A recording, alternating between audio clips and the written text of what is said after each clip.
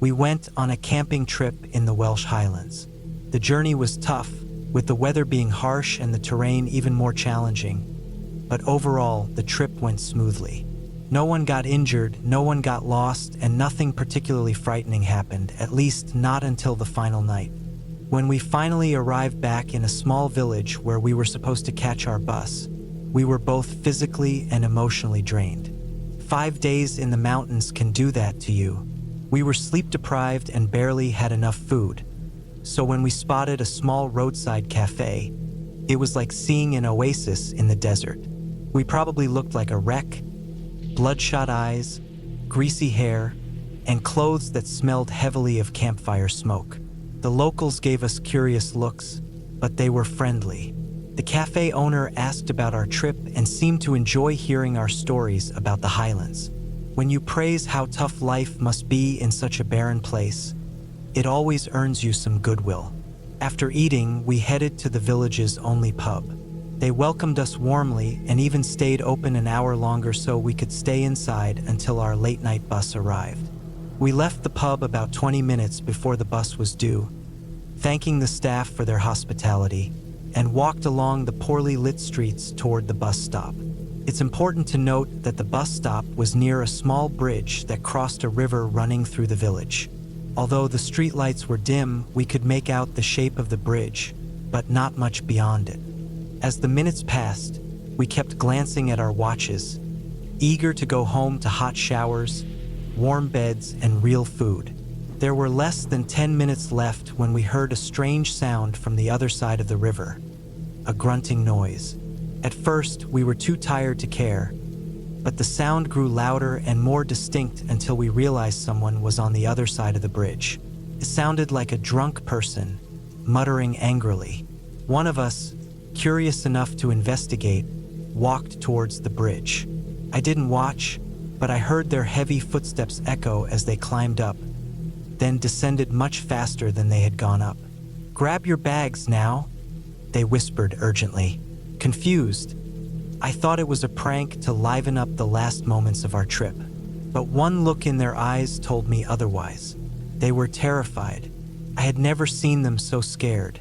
Just as if to confirm their fear, we heard footsteps on the metal bridge, accompanied by angry grunts. Someone was approaching from the other side. None of us wanted to stick around to find out what was going on, so we grabbed our bags and crossed the street, hiding in the shadows of a small dark alley. From there, we could still see the bridge, each of us anxious to know what had spooked our friend. Then we saw him. A man was staggering down the metal steps, holding something in his hand. In the dim light, we could see a flash of steel. "Is that a machete?" someone muttered. No sooner had those words been said than the man seemed to hear us. He raised the blade and pointed it toward our alley. "You!" he shouted in a thick accent before charging down the bridge, waving the machete wildly. We ran.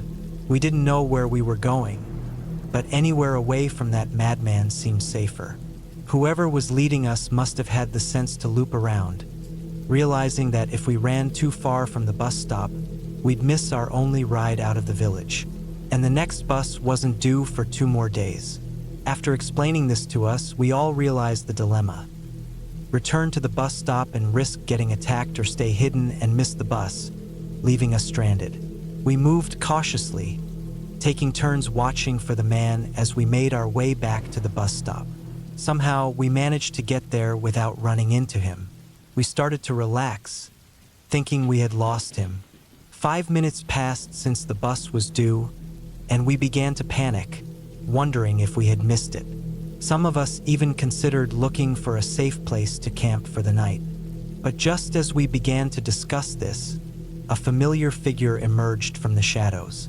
Our hearts sank. It was the same man, still holding the machete. "You!" he yelled again, slowly walking toward us. This time, something changed. Maybe it was the adrenaline or sheer desperation, but we didn't run. We stood our ground. We shouted back at him, pulling out our small pocket knives in a pitiful attempt to defend ourselves. Looking back, it seems almost foolish, but at the time it felt empowering. We had gone from scared, fleeing campers to a defiant group ready to fight. The man kept approaching, zigzagging toward us while still brandishing his machete. It was clear he wasn't entirely deterred by our newfound courage, and a terrible feeling washed over me. I realized that someone might actually get hurt. Just then, in the distance, a police van appeared, slowly making its way down the road. It was like a scene from an old western, the cavalry arriving just in time. The sight of the van gave us even more confidence. We advanced on the man, forcing him toward the approaching officers. He only realized what was happening when the van screeched to a stop behind him. 3 police officers jumped out, tackling him to the ground with a sickening thud. We cheered as nearby houses lit up, and curious onlookers watched the scene unfold. And just as if the timing couldn't be more perfect, the bus finally appeared around the corner. We grabbed our bags and made our way toward it, still cheering. The police wanted to question us, but we explained that this was our only way out of town. We promised to give statements later, but we never did. We were just too relieved to get out of there in one piece.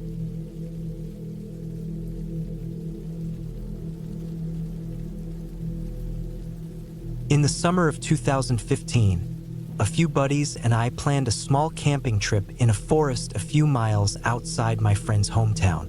The forest, although not very large, gave us a much-needed break to reconnect with nature. Living in the city can be fun but suffocating at times, so we welcomed the opportunity to escape to the countryside. However, as the trip date neared, things began falling apart. One by one, friends called or texted with excuses, family emergencies, no money, or just plain laziness. Eventually, only 2 of us decided to go. Early one sunny morning, we hopped on a train heading to the forest. The weather was perfect, clear skies and a gentle breeze, making the hike through the woods easier than expected. We quickly found a good spot in the shade next to a stream, ideal for washing and drinking water. The only downside was that the area was quite exposed, making it easy for anyone passing by to spot us. By late afternoon, tired from our hike, we started a fire to cook dinner. However, as small as it was, a fire tends to draw attention. The smell of burning wood and cooking food practically announces your presence to everyone nearby. So, we weren't entirely shocked when a group of locals wandered into our camp and greeted us.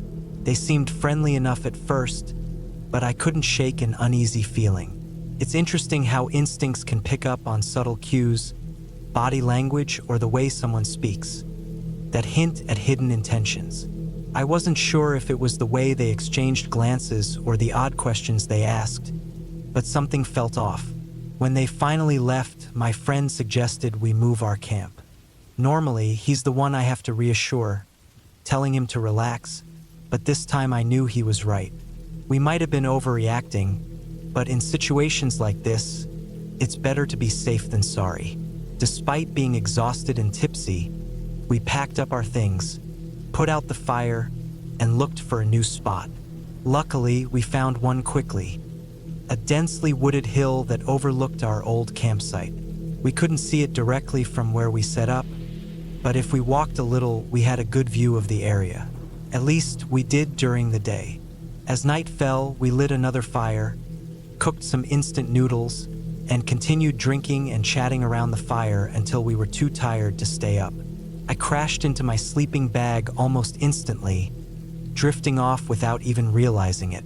The next thing I remember is waking up in complete darkness to the sound of a distant car revving. At first, I was just annoyed, as I was groggy and dealing with the beginnings of a hangover.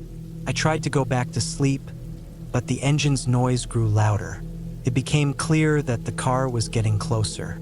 Something told me to check it out. By the time I heard voices, I knew it wasn't just a random car passing by. Could have been some kids joyriding, but my gut told me it was something more serious. When I reached the edge of the hill, I saw flashlight beams all over our previous campsite.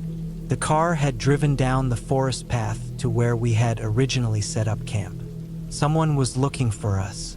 Acting on instinct, I quietly hurried back to wake my friend. Took a few tries to explain what I saw, but once it sunk in, he was on his feet. Together, we kicked dirt on the fire and grabbed our binoculars to watch from the hilltop. To our horror, the men down below were holding bats, hammers, and even a length of rope.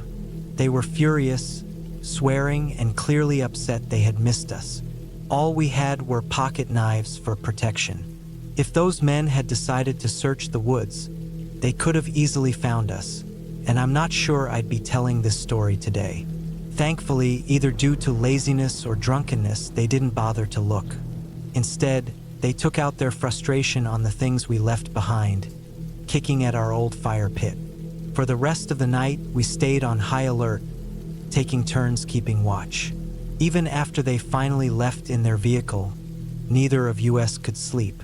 I was terrified they'd come back with more people, better prepared to find us. Fortunately, they never returned, and we packed up at first light. Although we had planned to stay for a few more days, we both agreed it wasn't worth the risk with those thugs around. The train ride home was bittersweet. We had looked forward to the trip, but safety came first. When traveling, whether nearby or abroad, always be cautious. While there are many kind strangers, not everyone has good intentions.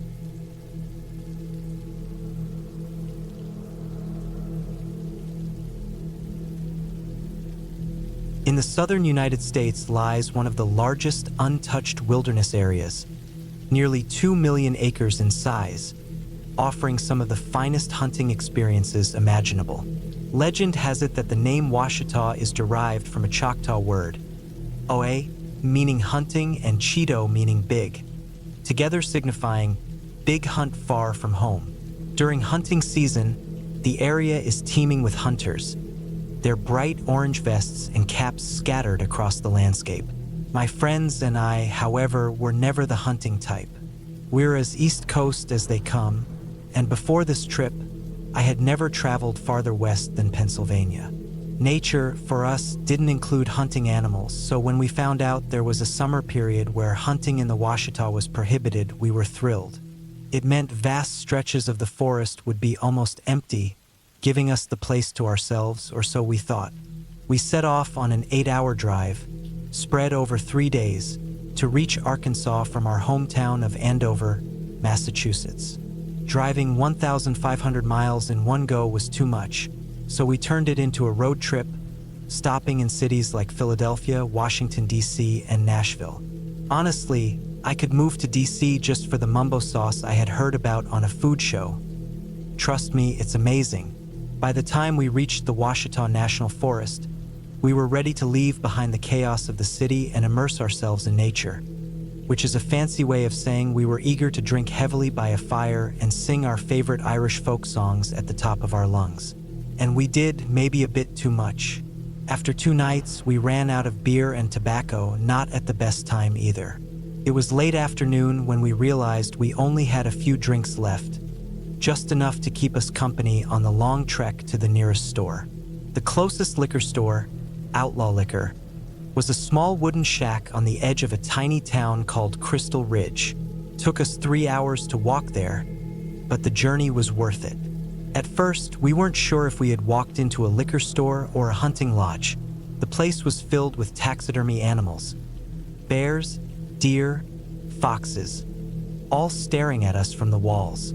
Jeff, the owner, proudly showed us his selection of local wines and spirits, even giving us a few samples.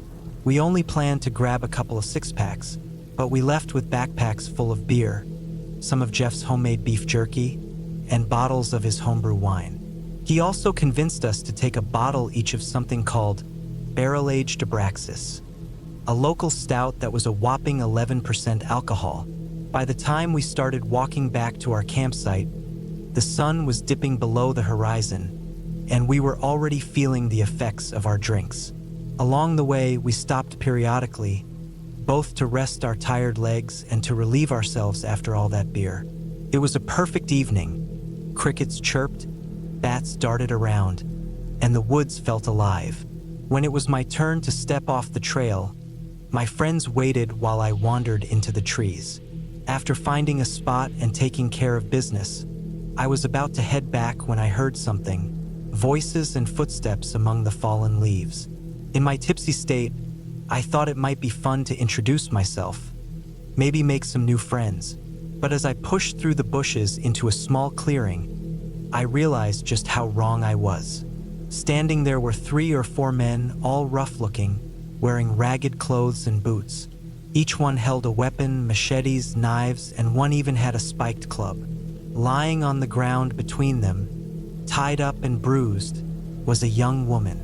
The sight was horrifying, and the sounds she made through her gag were even worse. One of the men, noticing me, raised a finger to his lips, signaling me to stay quiet. I turned and walked away slowly at first, trying to stay calm, but after a few steps, I broke into a sprint. When my friends saw the look on my face, they didn't need an explanation. We all ran as fast as we could. We didn't stop until we were out of the woods, my friend vomiting from the exertion. Once we were safely out of the forest, an argument broke out.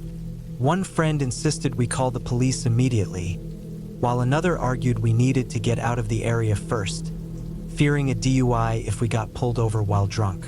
In the end, we called the authorities and then headed to a motel to lie low. We never heard back from the police, and I've never been able to shake what I saw that night.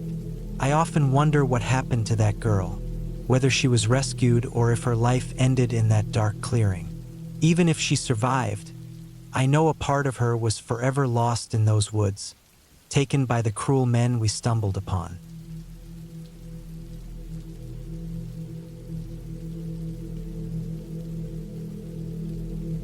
A few years ago, up in northern England, my friends and I decided to take a night bus from Manchester to a small town for a week-long camping trip. This wasn't your average camping, though. We were doing wild camping, which meant no tents. Instead, we used ponchos or tarps to build simple shelters and slept right on the ground. It can be rough at times, but it's part of the adventure.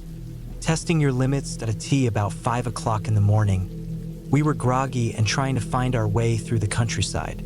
We soon realized we'd taken a wrong turn. We had a long walk ahead, about 6 miles, and we'd already messed up just a couple of minutes into the hike. Frustrated, we couldn't believe we made such a mistake. We flagged down a passing cyclist who was friendly and helpful, pointing us back on track. A few minutes later, we passed a war memorial, a good landmark, and took a break to rest on the benches there. The memorial was at a crossroads, and it got me thinking about old traditions of burying people who took their own lives at such places, which left me feeling uneasy. Still, we kept moving southwest toward a small bridge. As we walked along a narrow path, we had to step into the road occasionally. Soon, we spotted our first rabbit, which seemed like a good sign. We joked around, pretending to shoot at it with imaginary rifles, but the rabbit quickly darted away. We passed an odd stone house with a sign in a local language, and one of my friends laughed, commenting that only in this part of the country would you see something like that. Eventually, we reached the bridge and crossed near an old blacksmith's house, walking past the local school and onto a farm path. We made good time, and with no farmhands around, we continued through fields full of grazing animals. The farm itself was well kept, but the nearby cattle shed looked run down. We climbed over a few fences to avoid a large waste tank, only to find ourselves facing an electric fence. Someone asked, "Is this electric?" I traced the wire and saw it connected to a battery, so yeah, it was definitely live. Too high to jump and too low to crawl under, I grabbed a big piece of deadwood to push the wire down. Carefully stepping over the buzzing wire, we continued through the fields. As we started climbing the first of many hills, our packs suddenly felt twice as heavy, and our steps became labored. We reached a resting spot, right near where we camped on a previous trip. One of my friends, Corky, took off his shirt, which was drenched in sweat, and steam rose from his shoulders, making us laugh. We shared some food, munching on oatcakes with cheese, and drank coffee from a small portable stove that would become a lifeline for us during the trip. After a brief break, we estimated we'd reach our destination by 10 o'clock, though Corky wasn't so sure, still expecting more setbacks. As we trekked along a ridge, we came across a small cluster of houses and had to decide how to cross a field full of cows. The only way over was through a section with a traversable fence. Halfway across, I noticed the cows were all staring at us. Normally, this wouldn't be a big deal, but there were so many of them, and their intense gazes made me slow down. "They're all watching us," I said. "They're just curious." Martin, my other friend, replied, but the cows started moving toward us, first at a walk, then a trot. Corky began backing up, and the rest of us felt the tension rise. "They're running at us," I yelled, and we all started to panic, trying to move faster but struggling under the weight of our packs. Suddenly, Martin shouted, "Don't run!" The command snapped through me, and I turned, throwing my arms up to make myself look bigger. Corky followed suit, and to our relief, the cows slowed down. Just then, a voice shouted from the other side of the field. It was a farmer, telling us to walk calmly toward the gate. We followed his directions, moving carefully as the cows surrounded us. They were curious but also a bit aggressive with each other, jostling for a better view of us. My heart was pounding, but I kept telling myself it would all be fine. Finally, we climbed over the gate, and the farmer reassured us that the cows were just curious and wouldn't hurt us. Looking back, this experience has always made people laugh when I tell the story. I get it. It's funny to think of city kids getting freaked out by cows, but at the time it was terrifying. When we got back home and learned that cows actually kill more people each year than sharks, it made the situation even more real. So, next time you're thinking of cutting through a field, be careful. It might not be as safe as you think.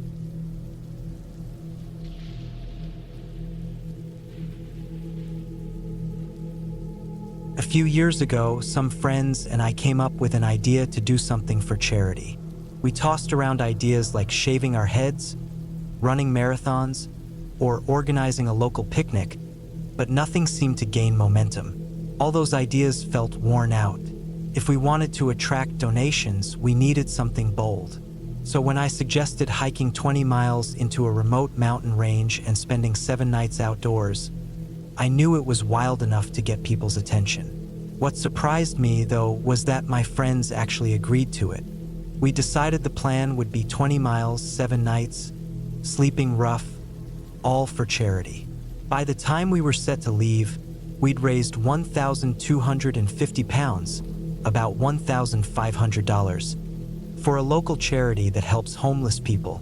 We were proud but also nervous.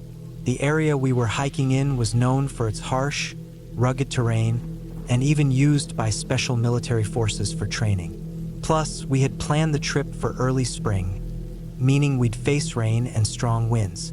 We ended up spending a good chunk of our own money on military surplus gear to keep warm and dry. Most of us were decked out in camouflage with massive rucksacks filled with food and water, weighing us down as we marched through the wilderness. After 17 miles, 2 of my friends were ready to call it quits. Their bodies were sore, and one friend said his pack was too heavy to continue. I was curious about what was making his load so unbearable, and when we finally reached a lake to set up camp, I found out the answer. He'd packed an air rifle. The thing added a lot of weight to his gear. While it was annoying, I figured it might be fun for target practice or even help us catch a rabbit for dinner. We had plenty of time to kill during our week outdoors, so shooting targets could pass a few hours. The first night, we were exhausted, but we still sat around a fire, telling stories before heading to sleep. The next morning, we had the bright idea to go hunting at dawn, thinking we might catch some wildlife. But we didn't have any luck. Instead, we ended up running into a dog walker. Of all places, we met someone in the middle of nowhere. He looked startled to see 3 guys in camouflage, especially since one of us was carrying a rifle. We waved, he smiled, and we all went on our way, not giving it much thought. Later that day, we returned to our camp, gathered firewood, and enjoyed the evening. I shared a few ghost stories as we sipped beers by the fire. Just a few hours later, I was startled awake by lights flashing outside our shelter. It wasn't until I heard someone shout, "Armed police, come out with your hands up," that I realized what was happening. My heart raced as I stepped outside, my hands trembling. The lights weren't just flashlights, they were attached to weapons. The police had come to investigate. We were ordered to the ground as they searched our camp. It didn't take them long to find the air rifle. One of the officers shouted, "Got it!" and held up the pellet gun. They thought we might be part of a military exercise. When they realized we weren't soldiers, just regular guys on a charity hike, they seemed to relax. They questioned us about what we were doing, and we explained it was a charity event for the homeless. Surprisingly, the police didn't charge us with anything. They confiscated the air rifle but left us with our camping gear, even though we didn't have a fishing permit. They seemed impressed with our efforts and warned us not to do it again. To this day, I'm amazed that nothing worse happened. We were lucky that night, and one wrong move could have changed everything.